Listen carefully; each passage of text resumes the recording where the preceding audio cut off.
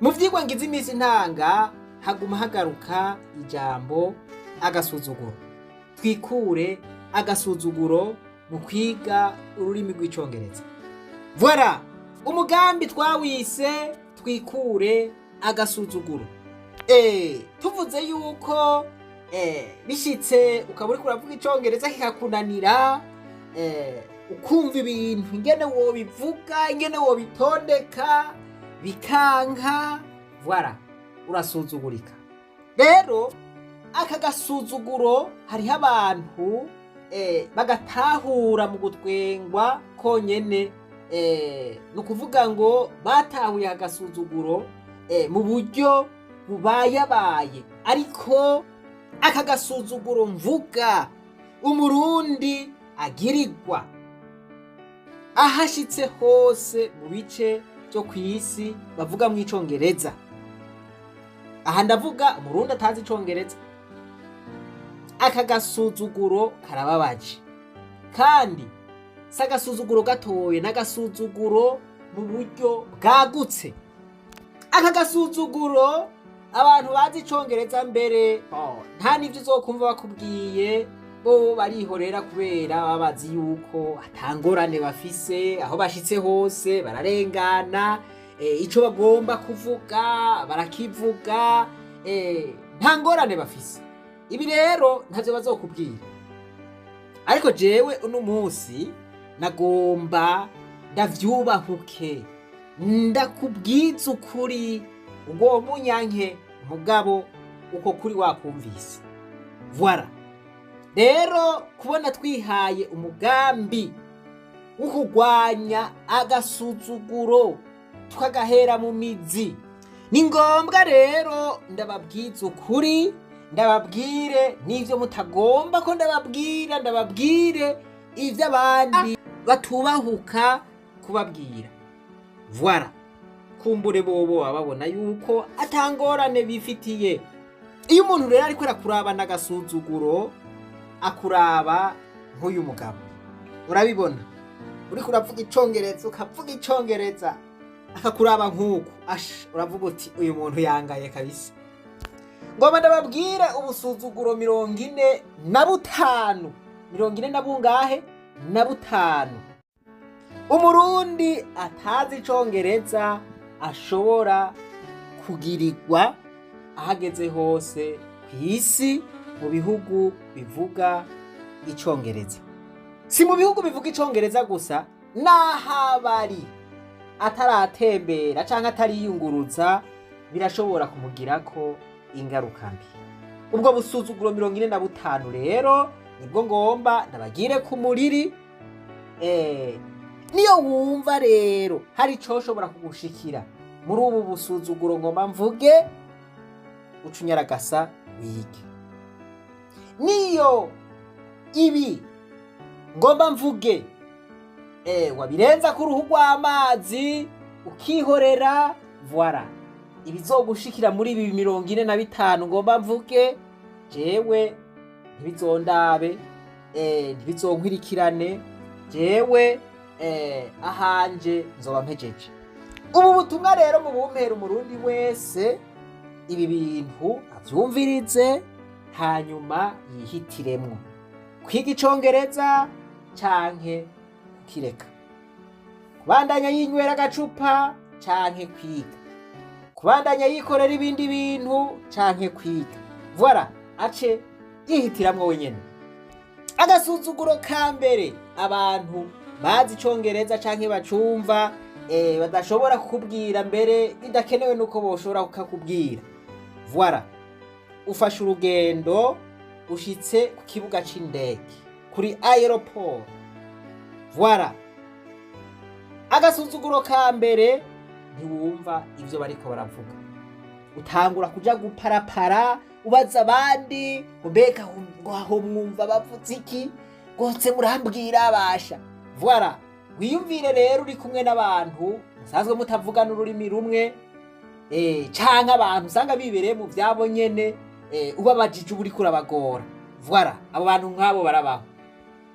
Indege ishobora kugusiga canke naho ukagira ibindi bibazo kubera utumva amatangazo canke ivyo bariko baramenyesha ku kibuga c'indege.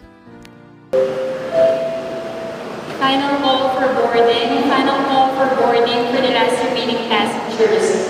Last remaining passengers on Philippine Airlines flight PR209 bound for Melbourne. Please board the aircraft now through gate S2.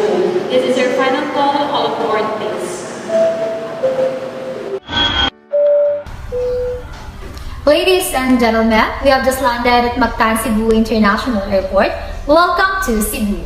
The time is 20 minutes past 3 in the afternoon and the ground temperature is 31 degrees Celsius. For your safety, please remain seated and do not remove your hand baggage from the stowage bins until the aircraft is properly parked.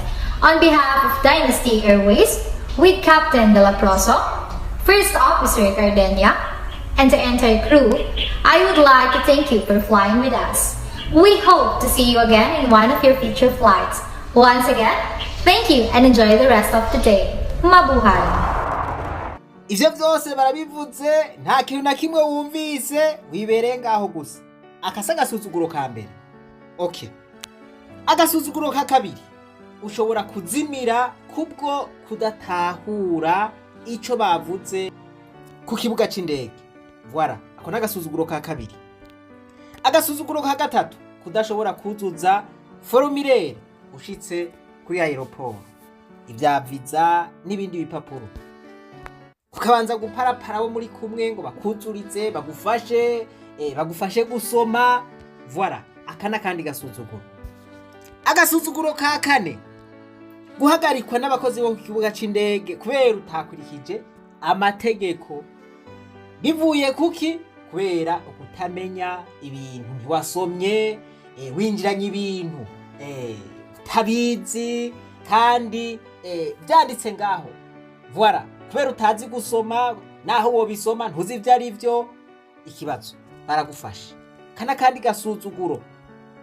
Agasuzuguro ka gatanu, gutwengwa iyo uvuze ibintu vy'ibihushane n'ivyategerezwa kuvugwa. Kubera iki? Kubera ururimi. Agasuzuguro ka gatandatu, gukena abagenzi kubera mudahuje ivyiyumviro, mudahuje n'ururimi. Voilà. Hajya abantu barabana abagenzi kubera bashobora kuvugana, kubera bashobora gutahurana. Rero iyo utazi ururimi urashobora kubura abagenzi kubera voilà. Ugaca wigonya hariya ukikumira. Agasuzuguro k'indwi, kudatahura ibinanga. Baravuze ibitwenza, wewe kumbure uciye ushavura, kandi bari bavuze ibintu vy'ibinanga, wewe uciye ushavura uzi yuko bakubwiye nabi. Canke naho ukaja gutwenga ibidatwengeje. Canke naho bakavuga ikintu gitwengeje ugatwenga mu bandi utumvise nico bavuze. Aka nako n'agasuzuguro. Agasuzuguro k'umunani, kumva ukumiwe canke ukumva abantu mengo ntiwobishirako kubera bariko bavuga mu rurimi utumva, bariko bavuga mu Congereza.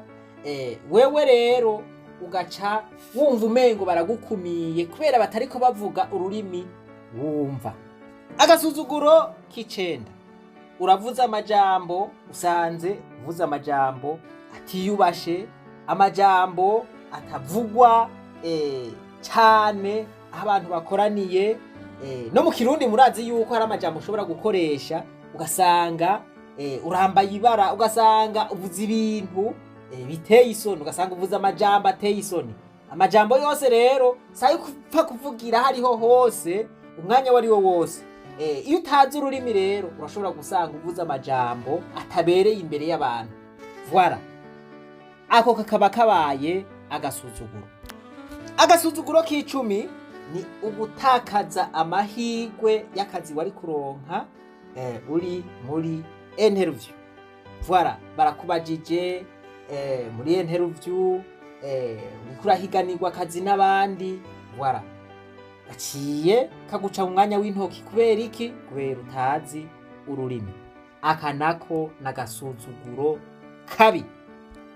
agasuzuguro k'icumi na rimwe kugira ingorane zo gushikiriza ivyiyumviro wumva biri muri wewe canke imigambi wumva irashe, imigambi ufise uyishikiriza abo gufasha.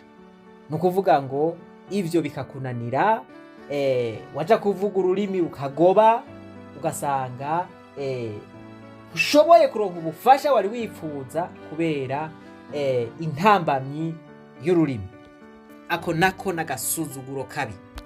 Agasuzuguro ka 12 kumaramarira mu nama, abandi bariko barashikiriza ivyiyumviro nawe ukumva ivyiyumviro ushobora gushikiriza canke wari gushobora gukingira inyungu z'umugwi w'abantu canke inyungu zawe nyene, ivyo bikakunanira kubera utazi ururimi, za nyungu zikagucika. Negociation ikaguta kuw'amazi kubera iki? Kubera ukutamenya ururimi. Agasuzuguro k'13 gukorera umushahara muto kubera abakoresha bawe babona udashoboye kuvuga ururimi, udashoboye gukora ibintu kumbure kubera ufise intambamyi z'ururimi muzi kwisigura. Agasuzuguro k'15 voilà, kutaronka promotion mu kazi kubera intambamyi z'ururimi, muzi gutanga raporo canke muzi no kwandika email. Bo tugeze ku gasuzuguro k'15 ndiko ndagera hagati mbandanye. Ibi uramaze kumva yuko ari agasuzuguro kabi, ntimuvyimbigwe, reka mbandanye.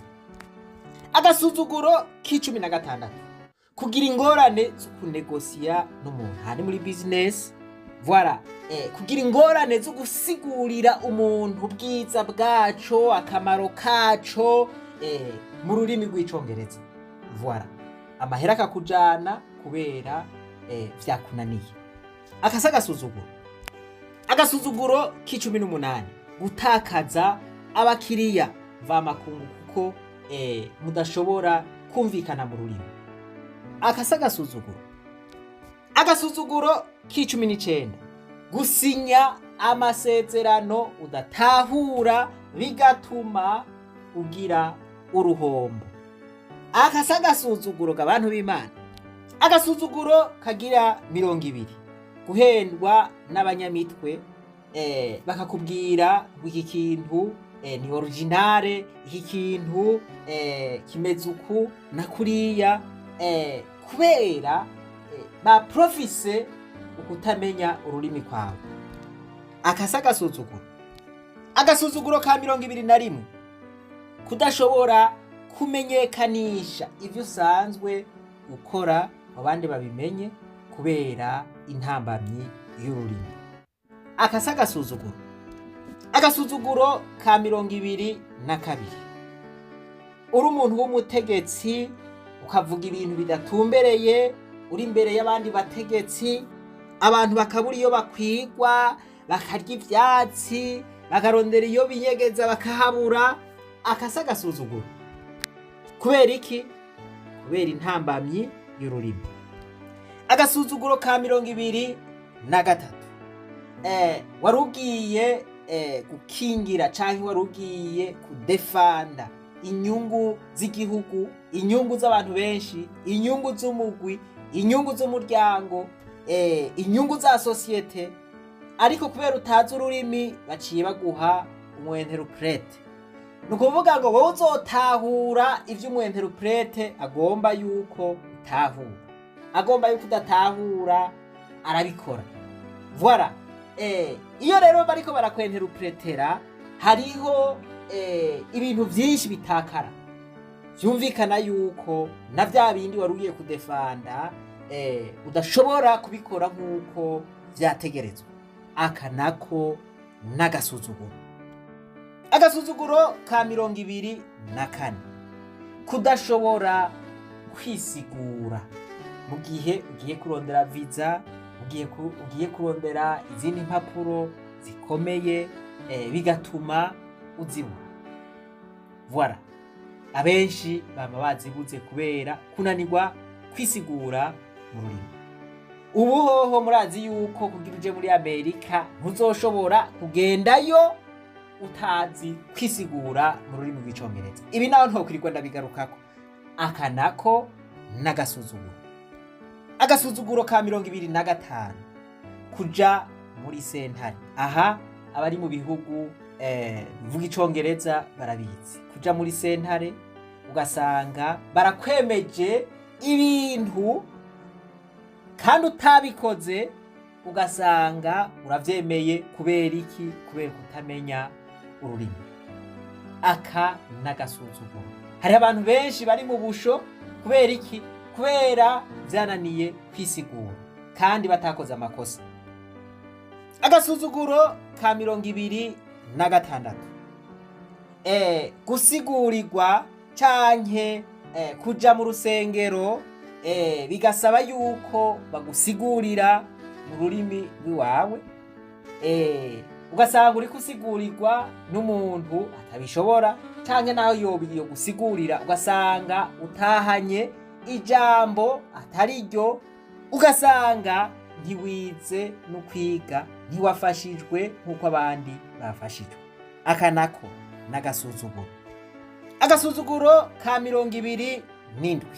Kumaramazwa n'uriko aragusigurira, aho uvuga ibi nawe ugasanga yavuze ibindi, abantu bagatwenga we ntumenye ico batwenze, ariko bagatwenga kubera yasiguye nabi ivyo utagombye kuvuga.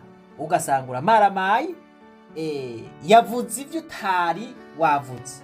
Aka nakandi gasuzuguro. Aha nibaza yuko ibi bikora cyane ku bakozi b'Imana, aho umukozi w'Imana ashobora kuvuga ijambo azi yuko rishika neza mu mitima y'abantu, akarivuga n'inguvu nyinshi, mugabo uwo mwenterpreta ugasanga yavuze ibindi, abantu bakabitahura ukundi. Agasuzuguro kavuye kudatahura ururimi. Agasuzuguro ka 28. Abavoka baguprofita kubera utazi ururimi. Ugasanga umwavoka ariko akwaka amahera menshi kubera azi yuko utazi ururimi. Aha ntihabuze abaca biyumva. Ku bashoferi, agasuzuguro kagira 29. Kudatahura ivyapa. Ugaca ahantu canke ugasanga wagize ibintu kubera utatahuye icapa bakaguca amande. Sinzi usanga mvuze umuntu kanaka usanga bimaze gushikira.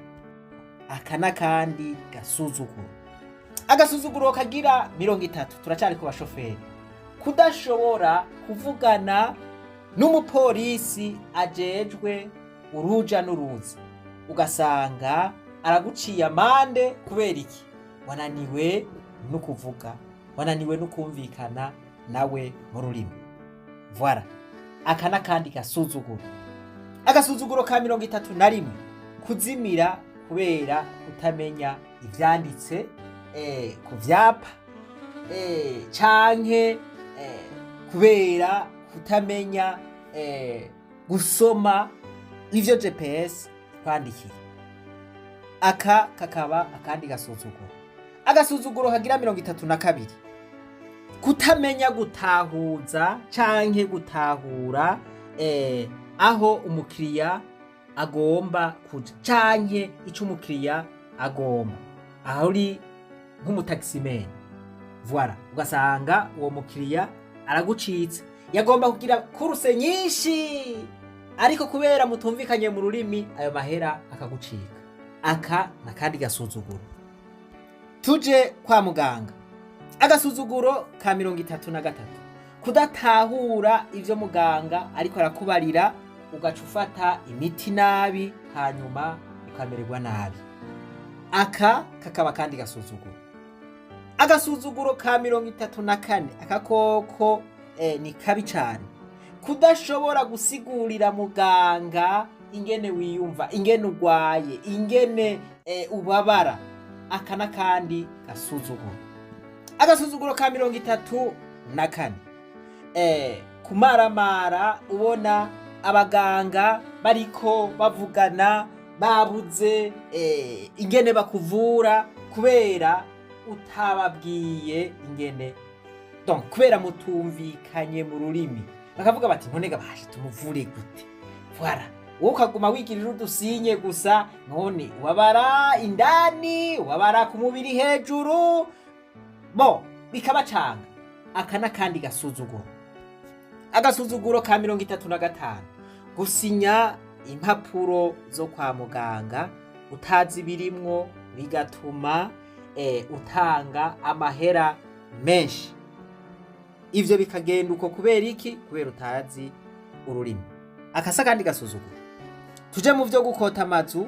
Agasuzuguro ka 36, gupangishwa menshi, gupangishwa amahera menshi kuko bene inzu babona yuko ufise ingorane zo gutahura ururimi. Aha simbuze uwo mvuze, ubibwirwa benshi bikumva bene vyo.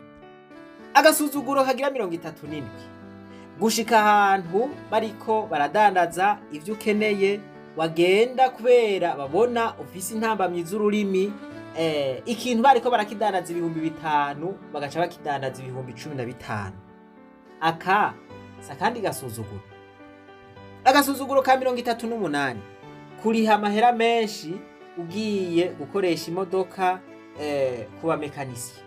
Voilà, kubera babona udashobora kwisigura cyangwa udashobora utazi ururimi, bagaca baguca menshi. Aka n'akandi gasuzuguro. Agasuzuguro ka 39, gufa kwemera gukora akazi udatahura kubera utazi ururimi. Voilà, ntahura ikintu na kimwe muri aho kazi, babigusiguriye mugabo ntavyo utahura. Voilà, ugacupa kugakora kubera utazi ururimi. Hari naho kazi kaba gafise riski, hari naho kazi kaba karimo imitego, mugabo kugakora kubera utazi ururimi. Agasuzuguro kagira 40, kurihishwa ibipimo bidakenewe kubera udashobora kuganira na dogiteri canke na muganga. Agasuzuguro ka 41, gusinya amadokima udatahura ibirimwo. Voilà, ugapfa kubisinya kubera intambamyi y'ururimi. Aka nako n'agasuzuguro. Agasuzuguro ka 42, usaba ideni muri banke ugasanga urishe amahera menshi y'inyungu kubera kudatahura ururimi. Agasuzuguro ka 40, kudashobora gukoresha internet. Ugasanga ibintu ukabona yuko wari gukoresha internet umwanya mutoya, ukabona yuko umwanya muremure kubera iki? Ukabona yuko ushobora gukoresha internet isaba ururimi rw'icongereza, wewe hariho ama application isaba yuko ukamengo ukoresha ururimi rw'icongereza. Fate ibintu byo muri informatique isaba amakode, aho ivyo mu rurimi rw'icongereza. Ibintu nka vyose kuri internet bikoreshwa ururimi rw'icongereza. Ugasanga nturonse amahera akubeshaho kubera utazi ururimi rw'icongereza. Akosa kandi gasuzuguro. Agasuzuguro kagira 44, kubona abandi bariko baravuga ibintu vy'ubwenge, bariko baragira deba, umwashikiriza ivyiyumviro vyiwe, nawe ugaca utinya, ukaguma uhoze, wagira uti hamwe mushikiriza iciyumviro nta kuntu noshobora kugishikiriza, nta congereza nzi. Voilà, ibintu ukavyumva ukabibona ukumva ingene wari kubitanga mugabo, voilà, kubera intambamyi z'ururimi bya bintu bigaca biguma muri wewe. Haca haba ikintu bita frustration. Frustration nukuvuga ngo ntubuke iciyumva neza urumva yuko hari ikintu kitagenda neza muri wewe, voilà, ugacuguma ujumarariwe ujunje. Ako n'akandi gasuzuguro. Agasuzuguro ka nyuma ka 45, ukwicuza bitagishoboka. Ukwicuza ukavuga uti ese iyo niga ibi byose ntibiba biriko biranshikira, voilà, ya mahirwe y'ukwiga utakiyaronka. Ako nako n'agasuzuguro gakomeye. Urabuze amahirwe mu buzima kubera waretse kwiga kandi wari kubishobora, kandi wari ubishoboye, wari ufise uburyo, wari gukubita hirya no hino ugashobora kwiga nk'abandi, ako kazi kagahiganwamwo n'abandi, voilà, ugashobora gushikiriza ivyiyumviro vyawe nk'abandi, hanyuma ukaba uriko uricuza. Ako nako n'agasuzuguro gakomeye kurusha ubundi. Voilà, wewe wankurikiranye rero ugakwirikirana ubu busuzuguro bwose navuze, wumva agasuzuguro koroshe gusumvya ubundi, agasuzuguro wovuga uti jewe kabisa aka ntaco ndakemeye, agasuzuguro ndakemera kakazogomba kambeko, wumva arakahe? Ni waba atagasuzuguro na kamwe wumva wo kwihanganira, kaze mw'ishure ry'abarundi bose twikure agasuzuguro kariko kose muri ubu busuzuguro mpejeje kudondagura. Dusigaje imisi 2, ku munsi wa gatandatu itariki 5 z'ukwezi kwa 4 niho tuzokugara imiryango. Iki cigwa ndagisohoye hasigaye imisi 2. Nutafata ingingo yukuza kwigana n'abandi, umenye yuko kamwe canke bubiri canke butanu muri ubu busuzuguro navuze buzogufata, kandi ndazi yuko uzorogereta, uzokwicuza uti ese iyo nigana n'abandi. Rero jewe sindakwipfuriza yuko wo kwicuza ngwe siyo nkamenya, ngwe se bashahu ya mahera nasorora iyo ndayakoresha mu kwiga, iyo ndayagura serabisi, iyo ndayagura ikaramu, iyo ndayagura amamega yukuzokwama niga, iyo rero niyo tutagomba yuko igushikira.